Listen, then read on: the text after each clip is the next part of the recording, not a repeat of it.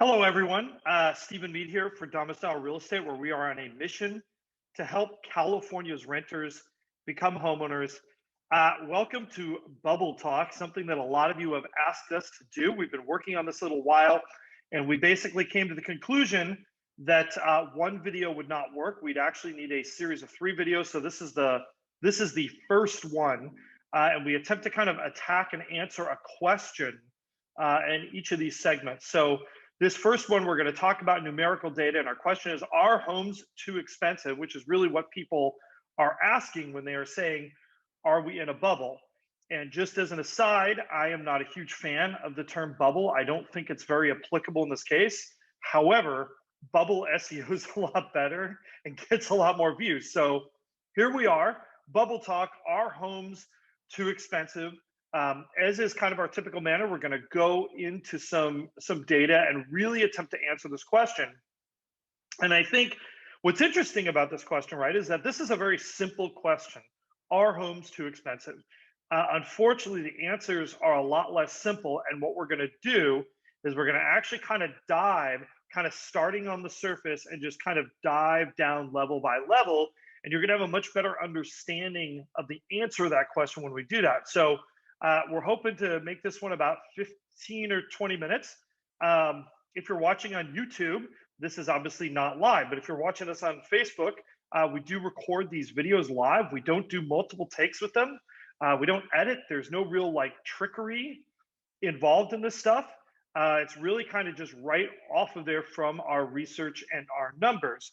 So without further ado, I'm gonna dive in here because I think really the numbers sort of speak for themselves and will kind of weave and tell a story. So starting off, here's the simplest answer to the question, are 2 homes expensive? Well, let's look at our median single family home prices. And let me lay a couple of ground rules to talk about our methodology before I continue. So as we've done in a lot of our other Southern California housing market videos, we do focus our data statistics on Los Angeles and Orange counties. And so what we did for this median single family home data is we took our data in the middle of July of each of these years, which gives us plenty of sample size. And then the exception to that is for 2021, we took data over the last 30 days. So, just to kind of walk you through this here, right? We start down here in 2002 when our composite median between LA and Orange counties was about $350,000. Gosh, I know most of you would love to go back to that period in time. We see a run up here through 2007. And then, of course, we've got this lovely period here between 2007 and 2014, 15 or so that, most of you will know is the Great Recession. What I think is interesting in hindsight, looking at this graph, is look just how fast things fell, and then they really stayed stagnant for a couple of years. Of course, if you want to know, we're going to show in a second when was the best time to buy a house. Really, it was sometime around 2012. But if you look here, as we came out of that, home prices accelerated. And to be honest, they've actually been, growing at fairly reasonable amounts here. Like, this curve is not terribly drastic. And then we kind of headed into 2020 and we sort of just accelerated. I think what's, kind of interesting if you dive really deep into the data is that 2020 actually looked like it was going to be a pretty good year anyway. And I think people aren't really talking about that, but January and February were actually good months for the housing market in Southern California. And then, of course, we've got sort of the year or so that we've been living with here, where our graph looks like this, and it's really sort of accelerated upwards. So our most basic answer, right, is you would say, yes, homes are too expensive if we are looking at this chart. But there's something that this chart doesn't talk about. And that is what has happened between 2002 and 2021. So that's 19 years. What has happened over 19 years? It's something else that's in the news these days. And if you are thinking of inflation, or more specifically, I think wage growth is what we might talk about, then you are correct. There has been actually quite a bit of wage growth over the last 19 years. So let's jump in and take a look at exactly what do those numbers look like. So if we scroll here, before I forget, I'm going a little bit out of order. I'm a firm believer here. Our wage growth is coming, I promise. I'm a firm believer that consumers make choices based on payments, not based on housing prices, right? And that what really counts is when people go to their loan officer, and they say, what am I pre-qualified for? And what do the payments look like? I think that is how consumers primarily make their housing decisions. I don't think they base it on what number is on the listing. And the data actually proves me right on that. The data shows that is how consumers make decisions. But let's take a look at those payments, because interest rates obviously are low right now and have changed quite a bit. So if we look here, we've got our payments on a median single family home. Again, this is Los Angeles and Orange counties. So if we're taking a look at our payments, look what happened here, right? The payment back in 2002, around $2,250. Interestingly enough, look at where that payment went to in 2012. So if there was any question about what was the best year in the last 20 years to have bought a home, it would have been 2012. The fascinating part of that is that actually was not a great year for home sales. Most consumers at the time did not see that as a great time to buy a home. But there's a lot of kind of gems in this chart that I want to talk about. The first one is look at where we are now. So we're right around $4,500 a month. Obviously, that is a bit above we have ever been before. But here's what's shocking. Look how close that number is to 2007, sort of our peak number here, which was around $4,250, $4,300. We're not very far from that peak housing number in 2007. And I think that gives you just a little bit of a reference and how much interest rates can kind of, affect this. But as I got ahead of myself earlier, there's something else missing from this chart. If we're talking about, if we want to answer this question, our house is too expensive. Well, if we're looking at the graph here, obviously, I think we all would have loved to have been in 2012, right? That would have been the cheapest point to buy the median single family home. But, if we're looking at where we are now, the reality is from a payment perspective, this isn't that much higher than we were in 2007. Lots of people were buying houses in 2007. And in reality, it's not a huge amount different than maybe where we were in 2018, but it's still definitely higher, right? So, houses are still too expensive if we're looking at this chart, but it's not quite as too expensive as it was in our previous chart here, right? Now here they're way too expensive. Here they're just kind of too expensive. But there's something that we're forgetting about, when we look at this, right? There's something that we're not doing, and that's talking about inflation and wage growth, right? Between 2002 and 2021, that's about 19 years. Even if we were at, even if we were growing by 2% a year and we weren't compounding, I mean, that's still over a 40% increase in wages, right? So I think it's important to kind of look at that. And, thankfully, we actually have a chart for that, right? So if you take a look here, this is median California household income since 2002. So back here in 2002, we were actually in, the high 40s, around $47,000. Obviously, things were moving up nicely. Then 2008 happened. We had a little bit of a hiccup. But I think what's interesting is just look at how fast those wages started to recover. And they actually took a pretty steep path here to kind of get back to, if you were to draw a trend line through here, the reality is, we actually moved to kind of get back pretty quickly to make some wage gains. And if we're looking here, we hit around $78,000 in 2019. Obviously, 2020, the estimates are that that slid to $75,000 for median California household income. Not surprising.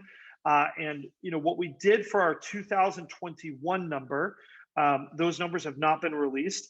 We based this on CPI versus last year. So what we did is consumer price index has moved up 4.2%.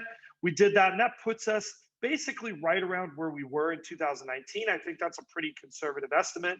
I would actually say among the groups of people that are primarily home buyers, I actually think that our median household wage is a little better than it was in 2019. But just kind of looking at this, kind of where we are, that puts us at these numbers.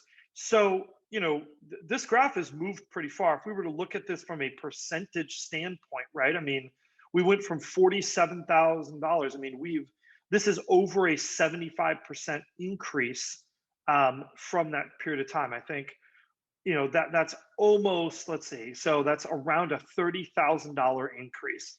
It's actually $31,000 over that period of time. I think that's a pretty sizable increase in wages.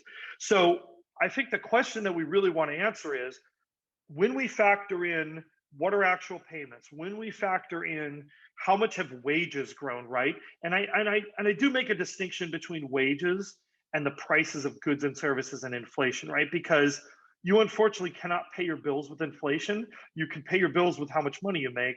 And that's really where consumers make that decision. So let's jump back in. We've actually found a way to sort of combine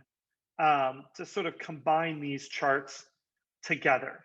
So this is what we're calling our median single family home payment versus household income chart. Now, I think what's really cool about this chart is, now we see things really are looking a lot steadier over time. Obviously that payment, even though those homes were cheap, the payments really, when you related them to income, it wasn't super cheap in 2002. And anybody who was around in 2002 and was making financial decisions understands, like, nobody felt like 2002 was this great time and you could just buy anything you wanted, right? People struggled just as they do now. And if we look here, we're above that 55% mark of sort of that income level, how much income is going to from the median household to make a median house payment. Now, if we look here through 2003, 2004, 2005, look where this number peaked, right? Like, I am astonished. This number peaked like around 89, 90%. This is absolutely crazy, not because of the number, but just look at how much it grew versus all other times in history. And this is really a clue about where we were in that time period. I mean, these numbers, these years are outliers. Never was housing so relatively expensive compared to incomes as it was in 2004, 5, 6, and 7. Like, I mean, these numbers are just, we're above 85% the whole time. Then, of course, what happens going to century, we dropped and we reached this real bottom point, right? In 2012, again, this was really an inflection point. We came out of that. Really, things have been hovering in levels that are honestly not too far different from where we were prior to sort of that run up. Definitely more expensive than in the downturn, but the reality is, we're kind of hovering this 55 to 65 range. We peaked, I think, 66, 67 here. And, we're currently riding a little bit of a wave. We're towards the high 60s. But I think what's interesting to note here is what this isn't. So absolutely, this is more expensive than we were back in 2002. But I'm just kind of struck by how much cheaper it is than we were in 2004, 5, 6, and 7, which were years that just relative to people's incomes, housing payments were nuts. They were really out of control. The other thing is, if you were to kind of draw a trend line, you do see an upward trend. And I'm not entirely sure that's unexpected. And the reason why I say that is we are in a housing shortage here in Southern California. There are more people that would like houses than there are houses. And I don't just mean available on the market. I just mean in general. We don't build enough housing. So as you might imagine, over the past 10 years, this has kind of been a building problem where just relative to incomes, I think we're going to see this slow march of people will spend more of their income on housing. Um, whether that is a rental or whether that is purchasing a home, I think you're going to see people spend more of their income until we alleviate the sort of overall housing availability issue in Southern California. And really, there's only two ways to solve housing availability. Either enough people need to move out to bring that back into equilibrium, or we need to build more housing to meet our housing needs. So there's still something else, though, that we're missing in this chart, right? Like there's still something that we're not getting at, right? And that's, I really want to talk about how consumers make decisions, right? And we've talked about consumers make decisions based on housing payments, right? They don't so much care exactly what the interest rate is. They don't really care what the price is. What they care is the payment, and they care, can they actually afford it? Can you afford to buy a house? But there's something else that consumers care a lot about, and that is their housing choices and options, right? Nobody really has to buy a house. Like, it's not a requirement. There are other housing options available to you. You can rent a house, right? That is one option.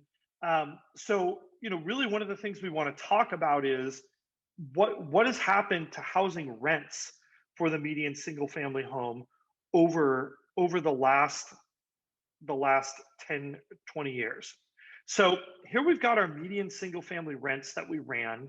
Again, this data is for Los Angeles and Orange counties. We took it in July of each year, except for this most recent year where we just took the past 30 days. And this is really kind of an interesting graph, right? Because if you look at this line is not really that crazy. We do see a pretty big uptick. This matches what we've seen in our for sale housing market of payments, right? We've seen this payment growth happen in the past year. Again, we are in a housing shortage.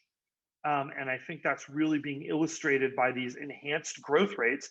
I think it's also a sign that we may be in an inflationary period in the last year. CPI was 4.2%, but remember, CPI is based on a year-over-year statistic. So because of that, it means we could actually be in a position of higher inflation right now at the moment and not so much see that. So what we're going to do here when we look at this is we started in the low 2000s, and look where we've ended up, just shy of $4,500, right? This is a pretty big change. But what I think is fascinating is to look, how does this compare to housing payments, right? How does the rental opportunity compare to buying? How have those payments moved in relation to one another? And then when we do that, we get this lovely chart where we have overlaid these two numbers. And for the most part, something that you notice is that I would say that the general trend line is the same, right? If rental housing moves up, so does purchase housing, or purchase housing moves up, so does rental.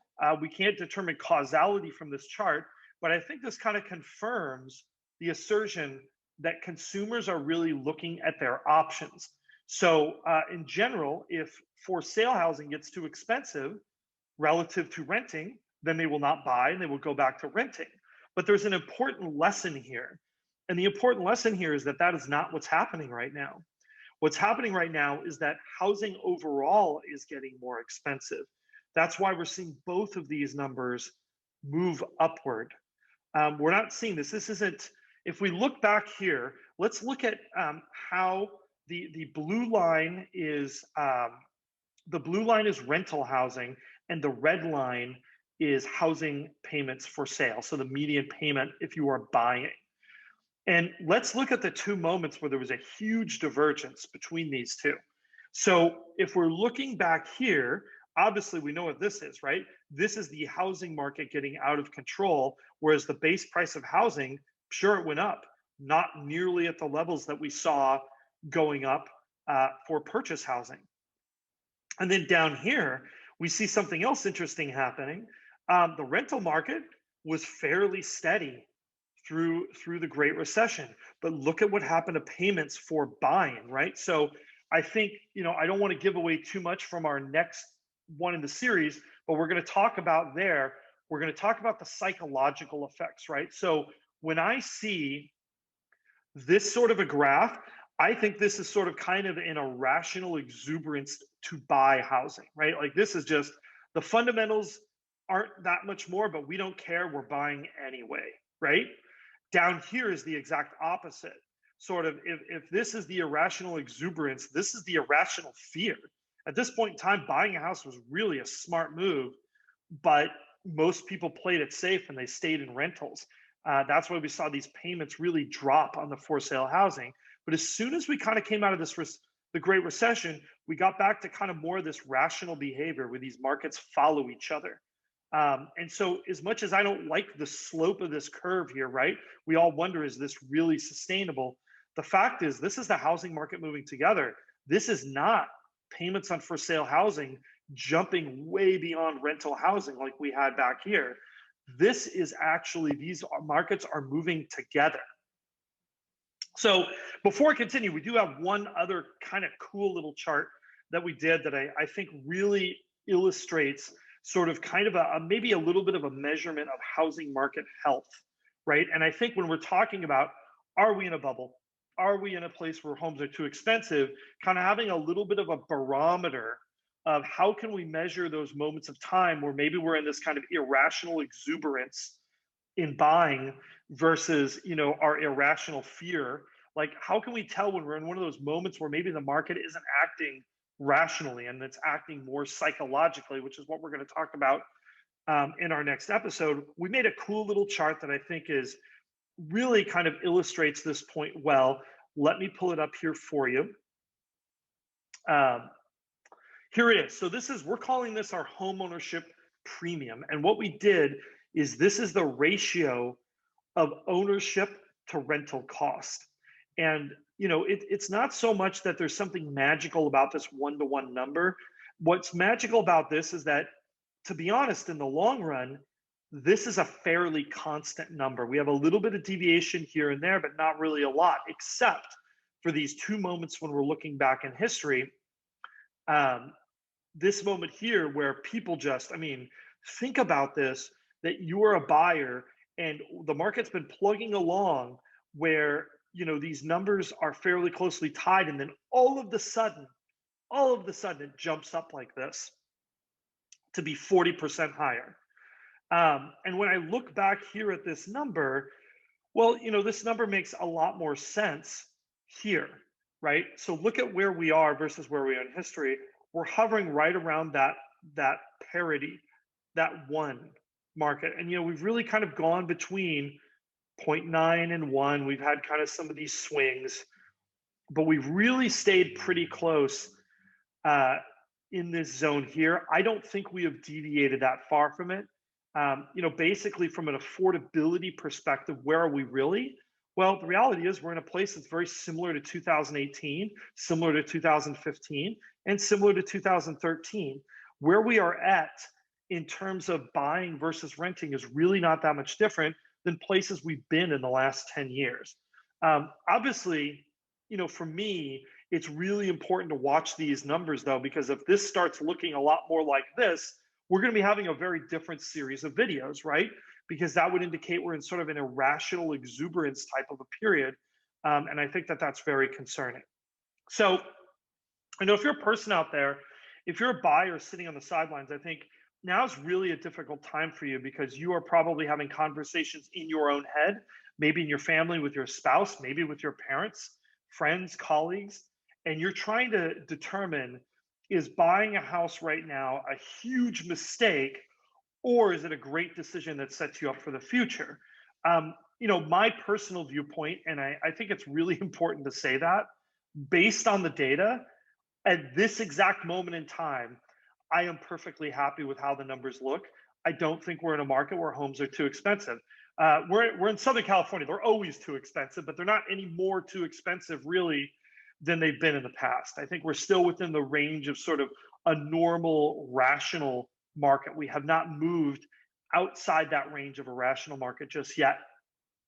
Anyhow, like, comment, subscribe, hit the notification bell. Obviously, we love to hear from you. Again, this is the first in sort of a three-part series. So our next part is we're going to talk about psychological factors, maybe what to look for in market changes.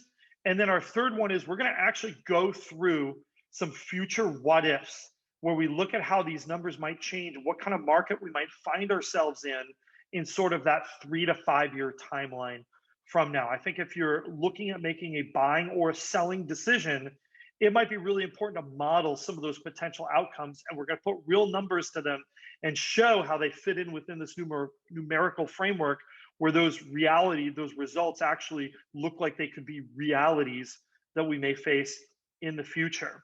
And finally, if this is the kind of analysis you're looking for from your real estate professional, from your realtor partner, definitely hit us up. We work on the Southern California market, but we can also make referrals to other markets around the United States as well. Anyhow, thank you again for watching, and we will see you again soon.